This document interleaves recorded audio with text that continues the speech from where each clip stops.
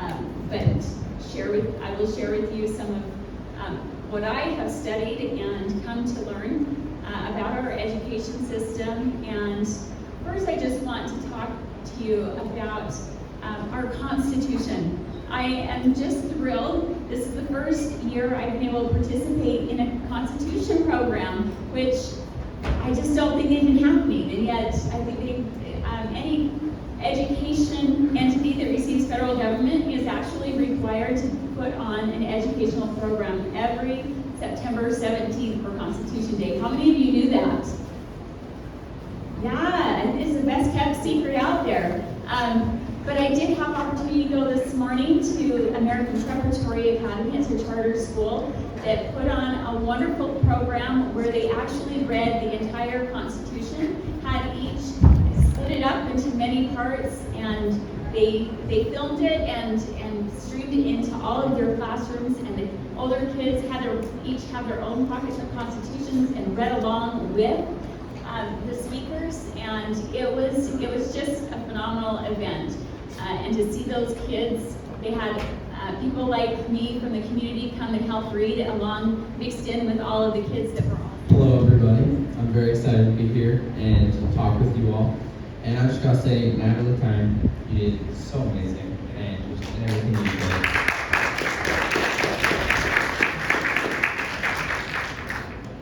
Okay, so I'm just gonna start off with a question. What gives something value? I want you to think of what is valuable to you. Did any of you think of freedom, the right to worship, the right to bear arms, or the country that you live in? I have a friend who moved here a few years ago from Colombia with her family. I asked her these questions. She said, "You guys don't know how good you have it here. Down in Colombia, they don't have freedom. You constantly have people telling you what you can and cannot do." She truly values our Constitution because she's experienced what it is like not to have it. Do you only realize the value of something only after it is gone? A few years ago, my parents signed my siblings and I up for a Constitution class called Constitutional Life with Rick Green. And this is what really sparked my interest in the Constitution. It taught me a lot. I've been able to have many conversations with other youth and even adults since then. I have been laughed at and criticized because I choose to stand by the Constitution. We as youth are the rising generation, as Natalie Kine said. If we aren't educated in the principles of the Constitution, we won't be able to uphold it, and the principles will become lost because we won't know them. Nor will the next generation know them, and so forth. I believe that we live in an amazing nation, but a lot of people have lost sight of this, and many youth are not being taught that. I think it is imperative that youth take an interest in the Constitution so that we can protect our rights and our freedoms. Also, so that we don't make the same mistakes that many have made and many are now making. It is important that people understand what they are protecting. Like Natalie said, why are we going to protect it if we don't know what it is?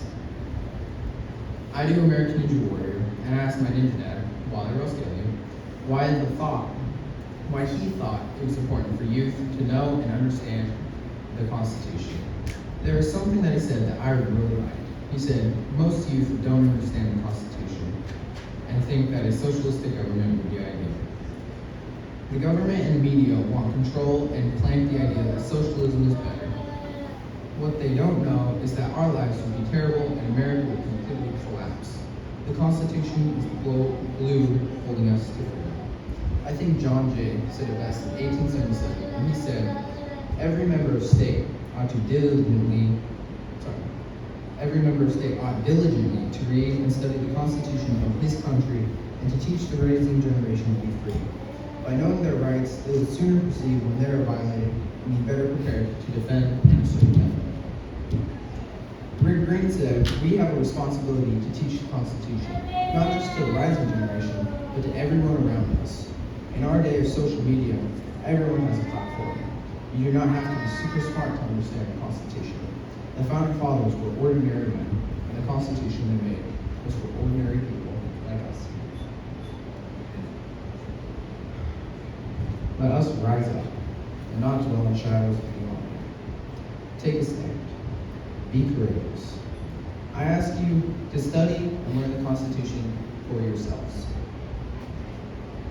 Are we going to keep the glue strong or let it fall apart? It is now our turn to keep that torch of freedom burning bright for ourselves and the next generation. But how can we do that if we ourselves don't know the value of our inspired Constitution? I was really hoping this wouldn't happen.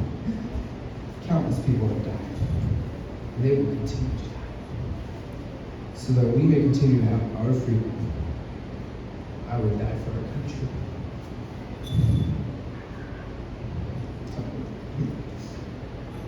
I can make a difference. So can you. Don't anyone ever tell you otherwise. Thank you.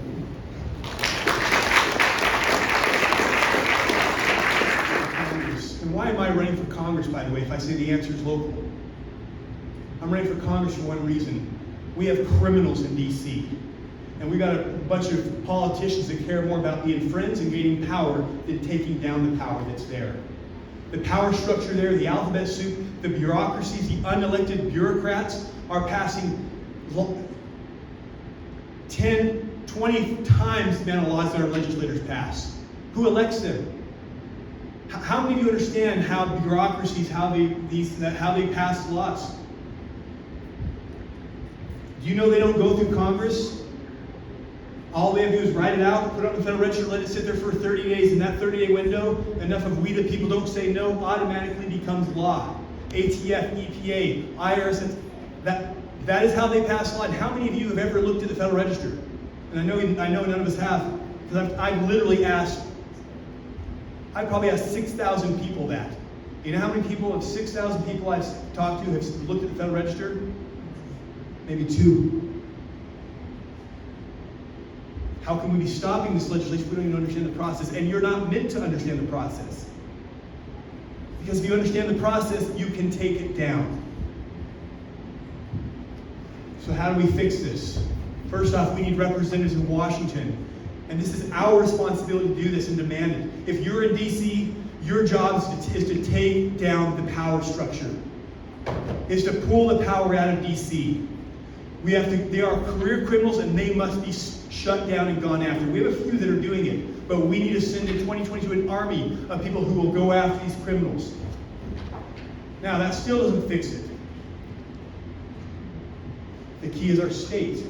What's going on? How many of you are concerned about the elections? Okay. What's the solution? What did Georgia do? Regular people like you and me. William Walsh, regular person. They all started calling their state reps, and they said, we want a bill passed that says no more mass mailing out of ballots, and we want voter ID. Well, guess what? These state reps said, you know what? Nobody calls me. Nobody knows my name, and all of a sudden I'm a hero. This is my chance to stand up and make a difference. And guess what they did? They wrote that legislation. They passed that legislation. What's going on in Florida? Why is everyone so excited about Florida? Because Florida's standing up. South Dakota, let's go down. All these states starting to stand up. Now, here's my question. This is the state that believes the Constitution is inspired by God. Where's Utah in that fight? We're not even in it. Whose fault is that? It is definitely ours, and obviously you guys are the exception, but it is we the people. The reality is we don't have a politician problem, we have a we the people problem. How do we do that? Here's my question for you. First off, let me ask you this. What percentage of Americans do you think write Congress? Throw it out there, what do you think? 1%. Throw a number out. 5? Less than 1%. About 1%. Okay. What percentage do you think write their state reps? 0. Not far from 0. Okay, it is very few. I wish we had their state reps here.